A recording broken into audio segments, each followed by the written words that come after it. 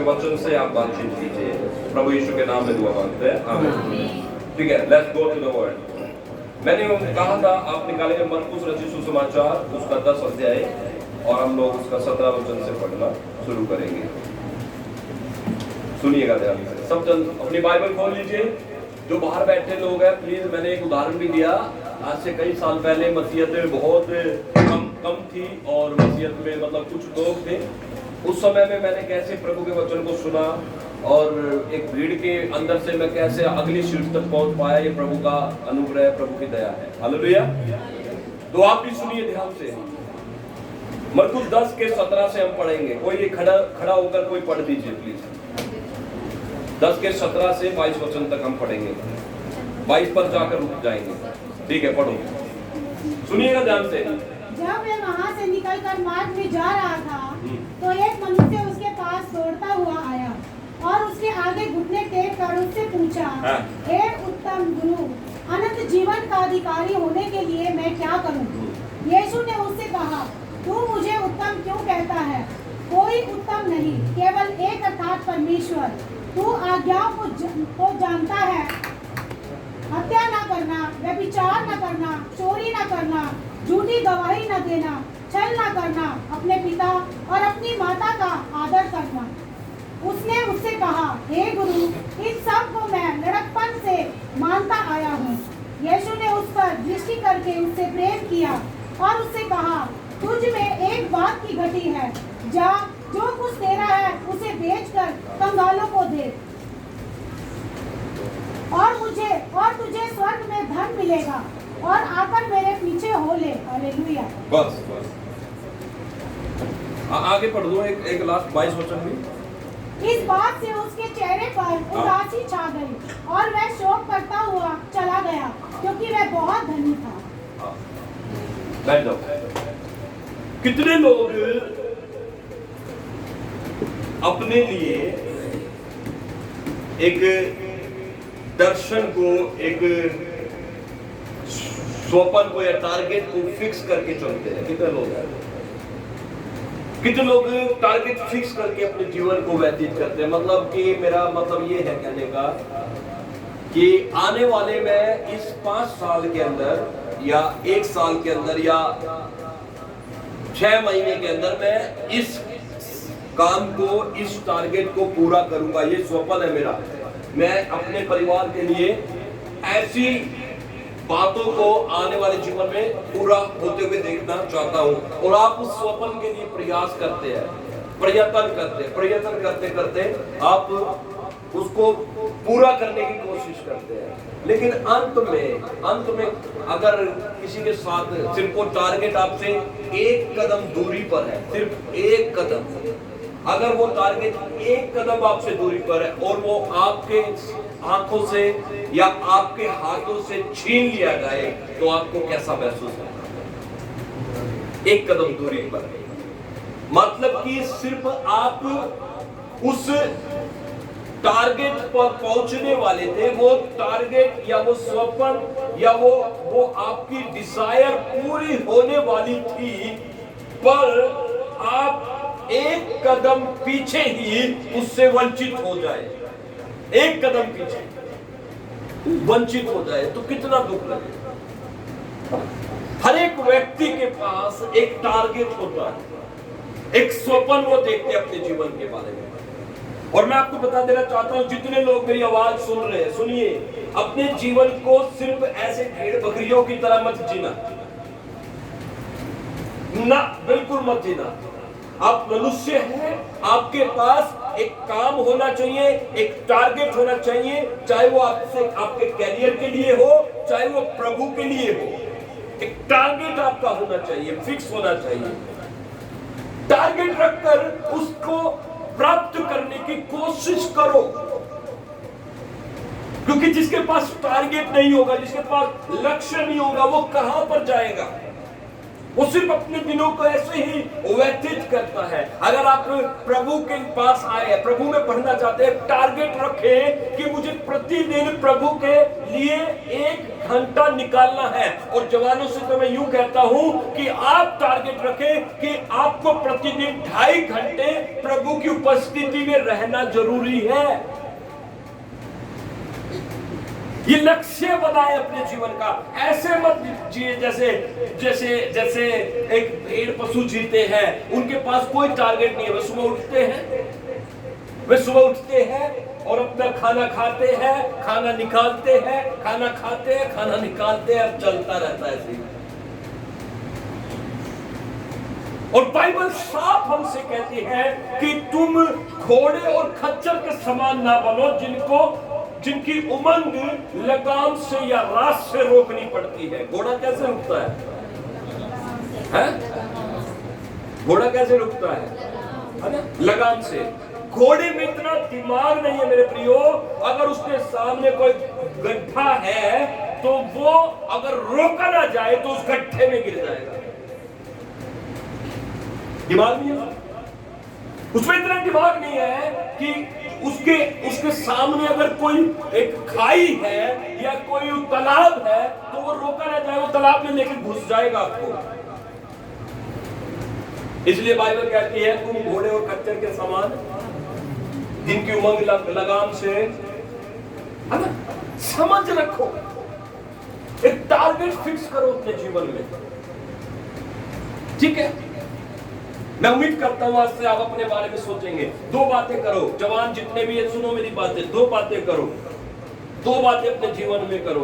एक तो अपने आध्यात्मिक, दोनों बात बोल रहा हूं, आध्यात्मिक जो आत्मा की बात है, आत्मा और शारीरिक दोनों के लिए एक अपने लिए टारगेट फिक्स करो।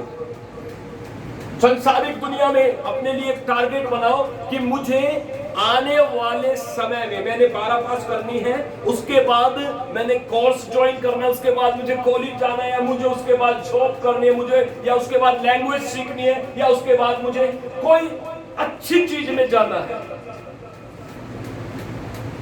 आपके पास एक टारगेट, एक लक्ष्य होना चाहिए। उसके बिना आप मत चलिएगा, उसके बिना आप काम मत करो।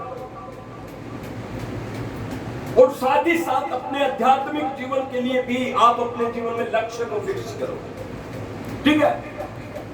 हालेलुया। क्या इस बात पर आमीन सुन सकते हैं? आमीन। हालेलुया। प्रभु चाहता है हम जितने सोपन या जितनी बातों को हम देखते हैं, प्रभु चाहता है कि वो पूरे हो। आमीन। एक व्यक्ति बाइबल का भी जो मरकुस 10 के 17 से हमने पढ़ा, एक जवान व्यक्ति प्रभु यीशु के पास आता है। 17 वचन में लिखा है, जब वह वहां से निकलकर मार्ग से जा रहा था तो एक मनुष्य उसके पास दौड़ा हुआ आया और उसके सामने घुटने टेककर उससे पूछा, हे उत्तम गुरु, अनंत जीवन पाने के लिए मैं अनंत जीवन पाने के लिए मैं एक व्यक्ति जो एक सही उम्र में, एक जवान व्यक्ति एक सही उम्र में, उसकी मुलाकात प्रभु यीशु मसीह से हुई। मैं इस व्यक्ति के विषय में पढ़ रहा था, मैंने देखा इसके पास सब कुछ है, सब कुछ है। एक जवान उम्र में वो प्रभु के पास आ गया। उसके पास एक अच्छी एज है, एज। कई लोगों के पास जब वो प्रभु के पास आते हैं तो एक अच्छी, मतलब एक उम्र, जवानी की उम्र नहीं होती। कई लोग बुढ़ापे में प्रभु को मानते हैं, बुढ़ापे में प्रभु के पास आते हैं ना। कई लोगों के पास पैसा नहीं होता, जब वो प्रभु के पास आते हैं तो गरीबी अवस्था में प्रभु के पास आते हैं। कब उम्र में, बुढ़ापे की उम्र में प्रभु के पास आते हैं। लेकिन मैं इस व्यक्ति के जीवन में कोई कमी नहीं देख रहा, हर चीज प्रभु के अनुग्रह से उसके जीवन में है। हर चीज उसने अपने जीवन में हासिल कर ली है। हर एक व्यक्ति किसके लिए दौड़ता है? किसके लिए दौड़ता है बताओ? उसके पास है। और सबसे ज्यादा जवान जो होता है, जवान जो एज होती है, उस जवानी की उम्र में क्या करते हैं लोग? अपने जीवन में दौड़ लगाते हैं, प्रयास करते हैं अपने करियर को सेटल करने के लिए। उसका करियर भी बताओ, उसका करियर भी, उसका करियर सेटल है, उसकी उम्र अच्छी है, उसके पास पैसा भी है, उसके पास सब कुछ है। इन चीजों के होने के बावजूद भी वो प्रभु के पास दौड़कर आता है। एक सही एनर्जी के साथ आता है, एक अच्छी एक्साइटमेंट के साथ आता है, उदासी के साथ नहीं आता है, एक सही एनर्जी के साथ। और यीशु मसीह के पास आता है, एक सही प्रभु के पास भी आता है। ये तो नो, सही प्रभु के पास भी आता है। उसके सारे काम अभी तक सही हो रहे हैं। उसने अपने जीवन में कामयाबी हासिल कर ली, उसने अपने जीवन में पैसा हासिल कर लिया, अपनी पोजीशन हासिल कर ली, अपने लिए सब कुछ उसने बना लिया। अब अभी भी वो क्या है? दौड़कर प्रभु के पास आ रहा है। ये काम भी उसने सही किया क्योंकि वो सही प्रभु के पास आया। ये भी सही हुआ उससे, कभी गलती नहीं हुई उससे। He never lacked anything। उसने कभी गलती नहीं की। अपने आप को संभाला, कड़ी परिश्रम करा, मेहनत करा, अपनी पोजीशन बनाई, अपना पैसा बनाया, अपना रुतबा बनाया, हर चीज उसने सही निर्णय लिए, कभी गलत बातों में नहीं गया। अपनी जवानी में सही चीजों पर मनन किया, सही दिशा में वो चला, सही कामों को वो करता गया। उसने अपने समय को कभी खराब नहीं किया, उसने अपने समय को कभी व्यर्थ नहीं किया। उसने अपने आप को सक्सेस बनाने के लिए हर एक प्रयास किया और वो सक्सेस बन गया। Praise the Lord. वो सक्सेसफुल बन गया। जिस व्यक्ति को हम यहाँ पढ़ रहे हैं, एक यंग मैन, एक जवान व्यक्ति प्रभु के पास आया, वो सक्षम है हर तरीके से। यस और नो? क्यों सक्षम है? क्योंकि उसने अपने काम को, अपनी एनर्जी को, अपने टाइम को सही जगह पर इन्वेस्ट किया। Hallelujah, hallelujah. सही जगह पर इन्वेस्ट किया और सही जगह पर इन्वेस्ट करने के बाद आखिरी में वो प्रभु की तरफ दौड़कर आया, एक एनर्जी के साथ दौड़कर आया और प्रभु के सामने एक सही पोस्चर में। सही पोस्चर क्या कहते हैं? कैसे आया प्रभु के पास दौड़कर? घुटने टिका लिए। सही पोस्चर भी है, बोलो यीशु मसीह की। सारे काम उसके क्या हो रहे हैं? सही प्रभु के पास आया। हेलो, सही राइट गॉड, है ना? सही प्रभु के पास आया, सही पोस्चर। पोस्चर मतलब ये होता है कैसे बैठा है प्रभु के सामने, अकड़ के नहीं आया। कई बार लोग क्या करते हैं, अपने रुतबे को हासिल करने के बाद उनको झुकना अच्छा नहीं लगता है, वो झुकना नहीं चाहते हैं। ठीक है, मेरी बात समझ रहे हैं चर्च? अगर रुतबा है, पैसा है, पोजीशन है, मैं पढ़ा लिखा हूँ, मैं इंटेलिजेंट हूँ, मैं बहुत ज्यादा सक्षम हूँ, मैं दूसरों से ज्यादा बेहतर हूँ, मैं दूसरों से अच्छा गाता हूँ, मैं दूसरों से अच्छा बजाता हूँ। हर किसी ना किसी व्यक्ति को कोई ना कोई घमंड होता है। हालेलुया। लेकिन उसके पास सब कुछ है, वो सक्षम है और सही प्रभु के पास आया और सही पोस्चर में बैठा है। हालेलुया। सही पोस्टर में रहना है। जितने भी मेरी आवाज सुन रहे हैं भाई, हम जब प्रभु के पास आए तो सही पोस्टर में आए। पोस्टर क्या होना चाहिए? क्या होना चाहिए? कैसे पोस्टर में प्रभु के सामने होना चाहिए? अकड़ में नहीं होना चाहिए, है ना? अकड़ में नहीं होना चाहिए। सही पोस्टर में वो आया। क्या कह रहा है? घुटने। क्या आया? कैसे आया? घुटने टेक कर आया और प्रभु से एक सवाल पूछता है। सवाल भी सही है, ताली बजा दो यार। मैं इस बंदे के लिए मैं बहुत खुश हूँ, बहुत खुश हूँ। कई बार लोग अनाप शनाप बातें पूछते हैं प्रभु से, अनाप शनाप खतरनाक चीजों के एक व्यक्ति प्रभु से क्या कहता है, हे प्रभु मेरे भाई से कह दे कि मेरी पिता के संपत्ति में से क्या करे, हिस्सा बांट ले। ऐसा सवाल प्रभु से किया। हालेलुया। लेकिन इस व्यक्ति ने प्रभु से सही सवाल पूछा, और सही सवाल पूछा, सही पोस्चर है, सही पैसा है, वो सक्षम है, हर चीज उसकी सही होती जा रही है। बोले यीशु मसीह की। उसने सवाल पूछा, हे उत्तम गुरु, अनंत जीवन का अधिकारी होने के लिए मैं क्या करूं? क्या पूछा? अनंत जीवन का अधिकारी होने के लिए मैं क्या करूं?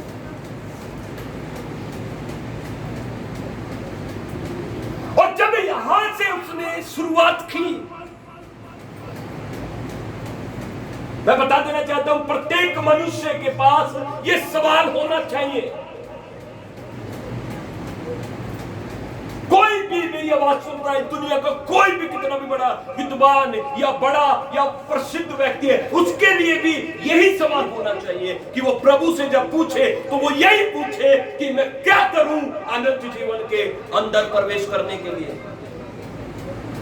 ये बहुत बड़ा सवाल है भाई। ये सवाल कब आता है मनुष्य के जीवन में, पता है कब आता है? जब वो सारी चीजों से क्या हो जाता है, तृप्त हो जाता है। उसको पता है जिसके पास पैसा, सुनो आपको लग रहा पैसा बड़ा, जिसके पास पैसा वो कहता पैसा कुछ नहीं। जिसके पास पैसा है वो क्या कहता है ना? और वो व्यक्ति प्रभु के पास आता है, अंतिम बात, आखिरी बात पूछता है, हे उत्तम गुरु, अनंत जीवन का अधिकारी होने के लिए मैं क्या करूं? यीशु मसीह ने क्या कहा उससे? पढ़ो। मुझे उत्तम क्यों कहता है? यीशु ने कहा तुम कौन है? तू मुझे उत्तम क्यों कहता है? हाँ, कोई उत्तम नहीं, कोई उत्तम नहीं, केवल एक अर्थात परमेश्वर, एक अर्थात परमेश्वर। आमीन, आमीन। नेक्स्ट, आगे। तू आज्ञाओं को तो जानता यीशु है। मसीह ने उससे कहा, तू आज्ञाओं को तो जानता है, हत्या ना करना, व्यभिचार ना करना, चोरी ना करना, हत्या ना करना, व्यभिचार ना करना, चोरी ना करना, झूठी गवाही ना देना, झूठी गवाही ना देना, छल ना करना, छल ना करना, अपने पिता और अपनी माता का आदर करना, अपने पिता माता का आदर करना। ये आज्ञा थी व्यवस्था की। क्या कहता है वो जवान व्यक्ति? उसने उससे कहा, उस जवान व्यक्ति ने यीशु मसीह से कहा, हे गुरु, गुरु, इन सब को मैं लड़कपन से मानता आया हूँ। ओह माय गॉड, अभी तक सब कुछ ठीक जा रहा है। बोले यीशु मसीह की। वो कह रहा है, गुरु, यीशु ने क्या कहा? तू आज्ञा जानता है, हत्या ना करना, व्यभिचार ना करना, चोरी ना करना, झूठ ना बोलना, झूठी साक्षी ना देना, माता पिता का आदर करना। वो क्या कह रहा है? कहता गुरु, इन सब को मैं लड़कपन से मानता हूँ। ये बातें मेरे लिए नई नहीं है, ये तो मैं लड़कपन से मानता आया हूँ। मैं एक ऐसे धार्मिक परिवार से संबंध रखता हूँ। मैंने क्यों बोला था उसका जीवन जो था सही दिशा में है। कामयाबी हासिल कर ली उसने, चीजें हासिल कर ली, लेकिन उसका जीवन क्या है? सही दिशा में। क्यों? क्योंकि मुझे इस बात का प्रकाशन मिला। वो यीशु मसीह से कहता है, ये तो मैं बचपन से मानता आया हूँ। क्या मानता आया वो? क्या मानता आया? एक एक पढ़ो ऊपर से क्या लिखा है। उसने क्या क्या माना? हत्या नहीं करी, व्यभिचार नहीं करा, चोरी नहीं करी, झूठी गवाही नहीं दी, छल ना किया, अपने माता और पिता का। ओ माय गॉड, आपसे मैं पूछता हूँ, आपसे ये मैं पूछता हूँ, एक जवान व्यक्ति ये बात कहता है, किस तरीके का व्यक्ति होगा वो? और प्रभु यीशु मसीह के सामने वो कह रहा है, क्या कह रहा है? ये तो मैं लड़कपन से मानता आया हूँ। चर्च, मेरी बात समझ रहे हैं? वो कोई साधारण व्यक्ति नहीं है, उसने अपने जीवन को खराब नहीं किया, समाप्त नहीं किया, दिशाहीन नहीं चला वो। उसने सही जगह पर अपने कामों को, अपनी चीजों को इन्वेस्ट किया। अभी तक उसने सारी चीजों को सही तरीके से, सही कर्म में उसने अपने जीवन में रखा चीजों को। आज मैं बता रहा हूं, अपने जीवन में सही कर्म में चीजों को रखे। जो समय प्रभु का है वो प्रभु को दे। जो समय आपकी पढ़ाई का है पढ़ाई को दे। जो समय आपका परिवार में बैठने का है परिवार को दे। जो समय आपको परमेश्वर ने आपके करियर को सेटल करने के लिए दिया, उसको करियर के सेटलमेंट में लगाए। अपने समय को खराब नहीं करना है। उसने सारी चीजों को सही कर्म में रखा है। हर चीज कहता है मैंने की है। वो कह रहा है मैंने झूठ नहीं बोला है। मैं आपसे पूछता हूं, क्या आज आप अपने जीवन से झूठ बोलना छोड़ चुके हैं? वो कहता है मैंने व्यभिचार नहीं किया है। मैं पूछना चाहता हूं, क्या आपने व्यभिचार करना छोड़ दिया है? वो कहता है मैंने झूठी साक्षी नहीं दी। साक्षी का मतलब मैंने कभी झूठी गवाही नहीं दी। क्या आप झूठी गवाही देना छोड़ चुके हैं? अपने जीवन में चीजों को कर्म में लगाए। अपने जीवन को चीजों को सेट करें चर्च, क्योंकि जब तक आप अपने जीवन को व्यवस्थित नहीं करेंगे, नियंत्रित नहीं करेंगे, आप अपने दर्शन से, अपने लक्ष्य से हमेशा दूर रहेंगे। और हमारा दर्शन और हमारा लक्ष्य है कि हम प्रभु के राज्य में, अनंत जीवन में प्रवेश कर जाएं।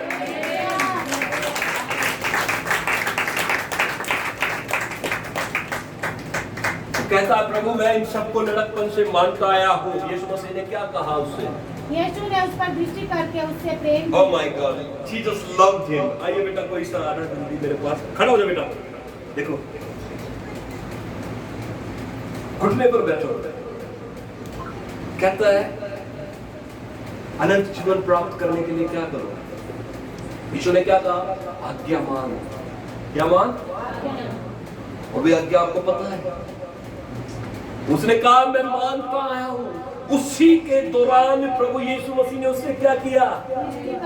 क्या किया? उससे प्रेम किया। अरे वाह, एक व्यक्ति मुझे मिला, एक जवान व्यक्ति मुझे मिला, एक जवान बेटा मुझे मिला जो आज्ञा को मानता आया।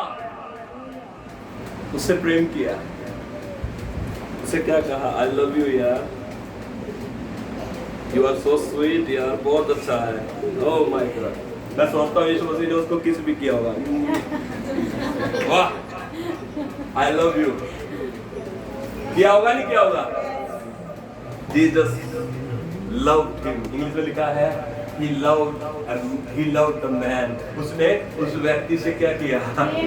क्यों? क्योंकि अचंभा करने वाली बात है, झूठ नहीं बोला, व्यभिचार नहीं किया, चोरी नहीं की, छल नहीं किया, झूठी साक्षी नहीं दी, माता पिता की आज्ञा नहीं टाली।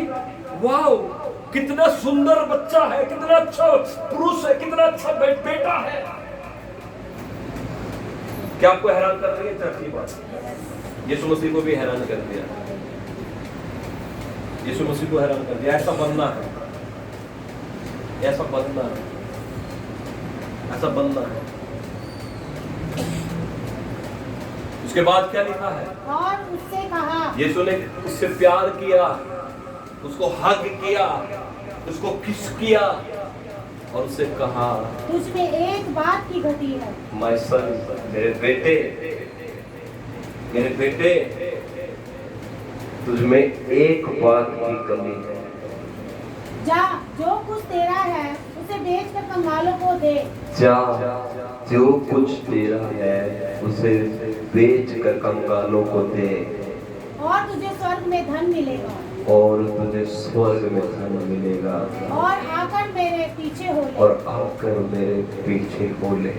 इस बात से उसके चेहरे पर उदासी छा गई। इस बात से,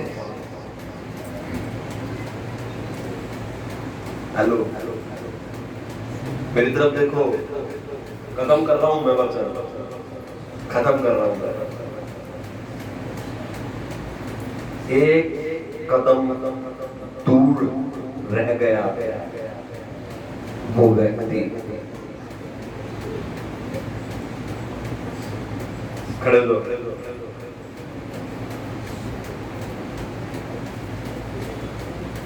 कितनी दूर था वो अनंत जीवन से? ओनली वन स्टेप, एक कदम। यीशु ने क्या कहा? अपना सारा माल बेच कंगालों को दे दे, मेरे पीछे आ, मेरे पीछे आ, तब तुझे क्या मिलेगा? कहाँ मिलेगा? स्वर्ग में क्या मिलेगा? जोर से बोलो, जोर से बोलो। और 22 वचन क्या कहता है? इस बात से उसके चेहरे पर उदासी छा गई। इस बात से उसके चेहरे पर उदासी छा गई और वह शोक करता हुआ चला गया। और वो शोक, कितना शोक करता हुआ चला गया, यीशु को छोड़कर। चला गया। हर चीज उसकी सही थी उसके जीवन में, हर चीज पर उसने अपना नियंत्रण किया हुआ था, अपने लक्ष्य को सेट किया था, अपने अपने अपने टारगेट को फिक्स किया हुआ था। सब कुछ हासिल होने के बाद वो प्रभु के पास आया। उसने कहा कि मैं अनंत जीवन का अधिकारी कैसे हो सकता हूं? यीशु ने कहा आज्ञा मान। इसको कहता मैं मानता हूं, अभी से नहीं, लड़कपन से। आखिरी में क्या कहा? लेकिन सोफिया, आखिरी में प्रभु ने क्या कहा? अपना माल बेच और मेरे पीछे हो, तुझे स्वर्ग में क्या मिलेगा? धन मिलेगा। स्वर्ग में क्या मिलेगा? धन मिलेगा। और वो इस बात से उदास होकर शोक करता हुआ चला गया। आज मेरी बात सुनो चर्च,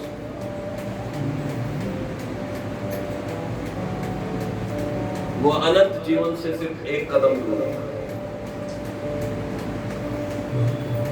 उसने दुनियावी धन की वजह से आसमान के धन को ठुकरा दिया।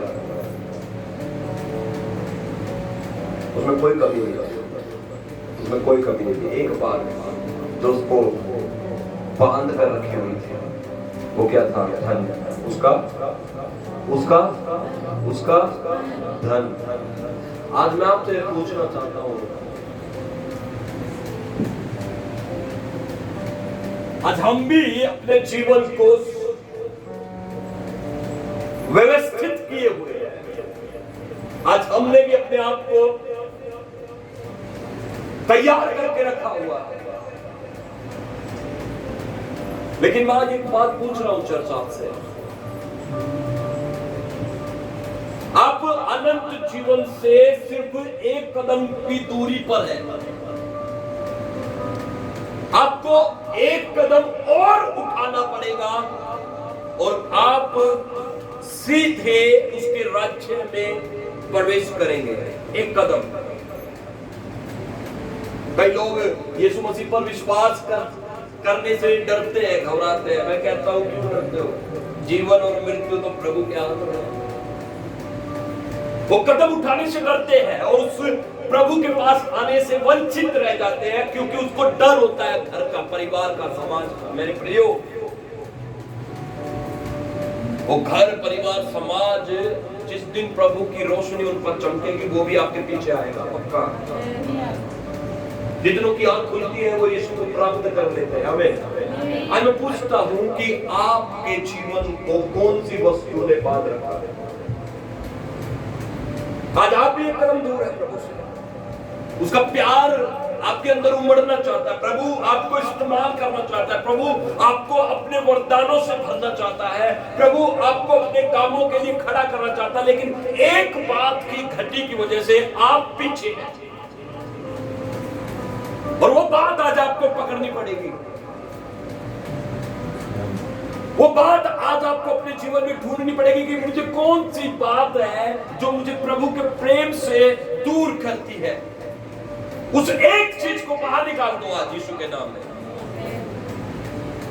उस एक बात को आज खत्म करना पड़ेगा। एक चीज प्रभु ने कहा उससे, बेटे तू सब चीजों में अच्छा है, परंतु एक बात की तुझे अपनी घटी है, अपना माल बेचो, सब कुछ बेचकर मेरे पीछे आ, मैं तुझे स्वर्ग में धन दूंगा और तू मेरे साथ रहेगा। वो छोड़कर चला गया। उसने अनंत जीवन को क्या करा? ठुकरा दिया। एक सिद्ध व्यक्ति एक कदम दूरी से अनंत जीवन से वापस लौट गया। उसके राज्य में जाने से वंचित रह गया।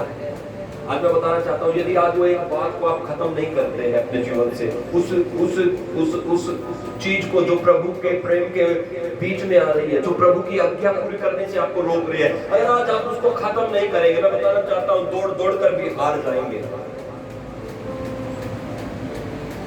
दौड़ कर भी बहुत लोग हार जाते हैं। क्यों? क्योंकि वो एक बात को छुपा कर रखते हैं। एक बात नहीं छोड़ेंगे। 100 बात तो निकाल दी, 99 निकाल दी, लेकिन एक बात को फिर भी चिपका कर रख दिया। एक बात को फिर भी नहीं छोड़ा, एक पाप को फिर भी नहीं छोड़ा, एक गलती को फिर भी नहीं छोड़ा, एक गुनाह को छिपा दिया। हम एक भी गुनाह छिपा नहीं सकते।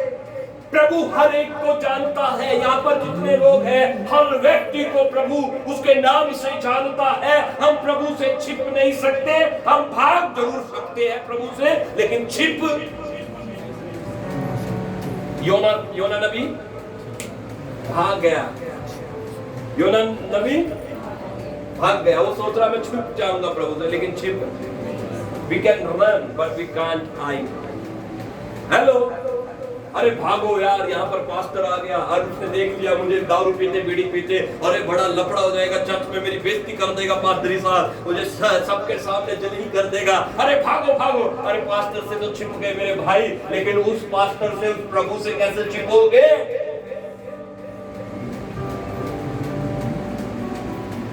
छिप जाओगे उससे? हाँ भाई, उससे छिप जाओगे? We cannot hide from God.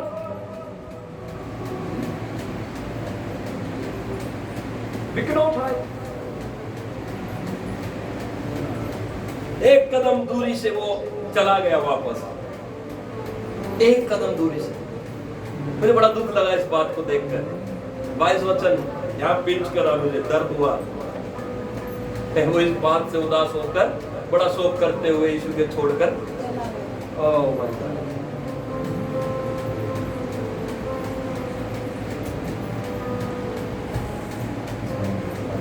अपने पैरों पर खड़े हो जाओ।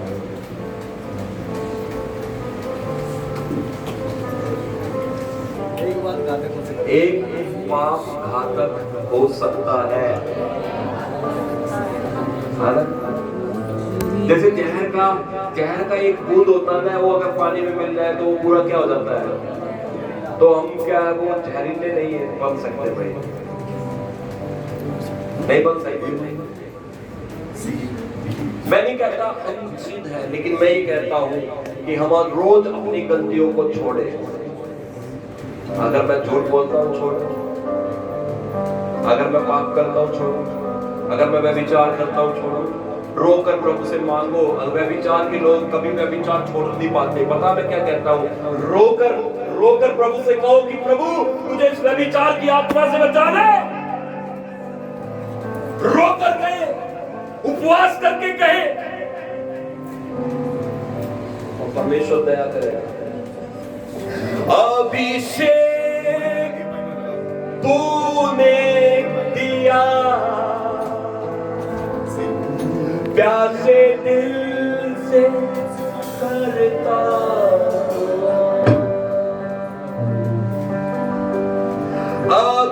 अभिषेक तूने दिया, प्यासे दिल से करता। चंदा की बारी जोर से उनकी बात में